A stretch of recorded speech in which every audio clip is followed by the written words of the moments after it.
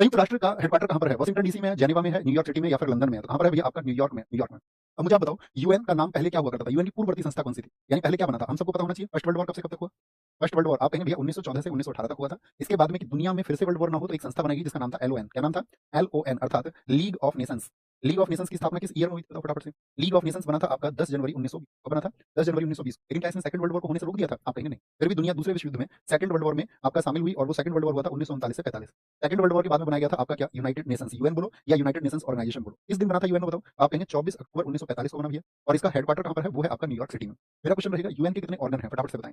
UN के साथ ही मुझे बताएं कितने ऑर्गन्स हैं? तो आप कहेंगे यूएन के जो अंग हैं या ऑर्गन्स हैं उनकी संख्या है भैया आपका 6। कितनी कितने ऑर्गन्स हैं इसके? 6 ऑर्गन्स हैं। और उन 6 में से सभी का जो हेडक्वार्टर है वो न्यूयॉर्क है। किसी का भी पूछ ले, चाहे आपसे पूछ ले सिक्योरिटी काउंसिल का, चाहे आपसे पूछ ले जनरल असेंबली का यानी महासभा का पूछ ले या आपका सुरक्षा परिषद का पूछ ले, तो आप क्या कहेंगे? सबको न्यूयॉर्क कहेंगे। लेकिन एक ऑर्गन सिर्फ ऐसा है जिसका हेडक्वार्टर आपका न्यूयॉर्क में नहीं है। तो बताएं 6 में से 5 के हो गए न्यूयॉर्क में और एक बचा, वो कौन सा है? तो सिर्फ एक ही बचता है आपका 6 के 6। याद रख लेना इन सभी में से जो 5 है उन 5 के जो हेडक्वार्टर है वो तो है आपका कहां पर? न्यूयॉर्क में, न्यूयॉर्क अमेरिका में। लेकिन जो इसमें इंटरनेशनल कोर्ट फॉर जस्टिस है, इंटरनेशनल कोर्ट फॉर जस्टिस का मतलब क्या हो गया? अंतरराष्ट्रीय न्यायालय। तो जो अंतरराष्ट्रीय न्यायालय है उसका हेडक्वार्टर फिर कहां पर है? अंतरराष्ट्रीय न्यायालय का जो हेडक्वार्टर है साथी वो है आपका कहां पर? द हेग में। और द हेग किस देश में स्थित है? नीदरलैंड में। कितने दोस्त बता सकते हैं नीदरलैंड की राजधानी? देखो एसएससी या कोई भी वनडे एग्जाम देने का मतलब है हाउ क्विक यू आर, आप कितना जल्दी सोच सकते हो। तो मुझे बताइए नीदरलैंड की राजधानी क्या है? एम्स्टर्डम है। क्या है? एम्स्टर्डम है। अच्छा मुझे बताइए यहाँ पर जो साथी इंटरनेशनल कोर्ट की बात हमने की थी जो द हेग में स्थित है, इसमें जज कितने होते हैं बता सकते हैं क्या आप मुझे? आप क्या बोलेंगे इसमें कितने जज होते हैं? फटाफट से बताओ।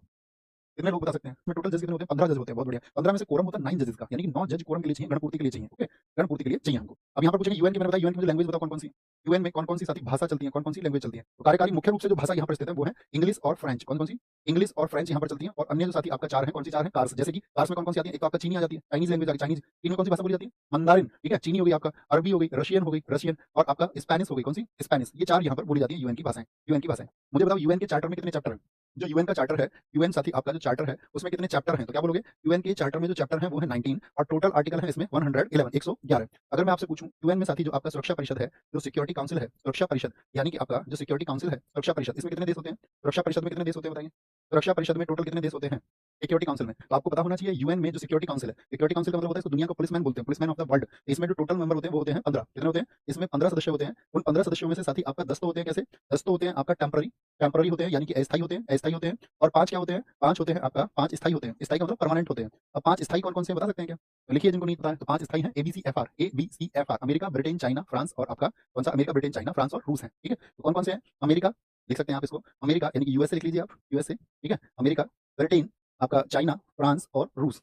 भारत क्या स्थायी सदस्य है? आप कहेंगे नहीं भैया भारत नहीं है। तो भारत आता है किसमें? अस्थायी में।